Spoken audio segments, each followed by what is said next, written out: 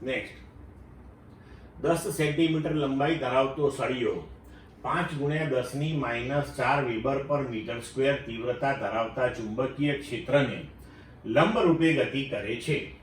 જો સળિયાનો પ્રવેગ 5 મીટર પર સેકન્ડ સ્ક્વેર હોય તો પ્રેરિત EMF ના વધારાનો દર ખાલી જગ્યા થાય.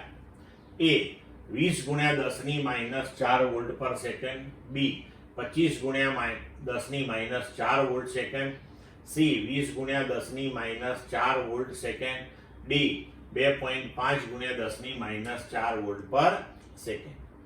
હવે 10 સેન્ટીમીટર લંબાઈનો સળિયો છે, એનો પ્રવેગ આપણને આપ્યો છે 5 મીટર પર સેકન્ડ સ્ક્વેર, ચુંબકીય ક્ષેત્ર આપણને આપ્યું છે.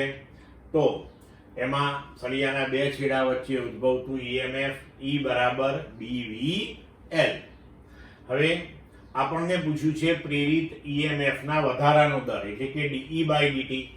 તો બંને તરફ આપણે સમયની સાપેક્ષે વિકલન લીધું. dE/dt બરાબર B dV/dt into L.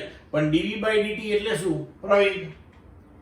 તો પ્રવેગ A B into L.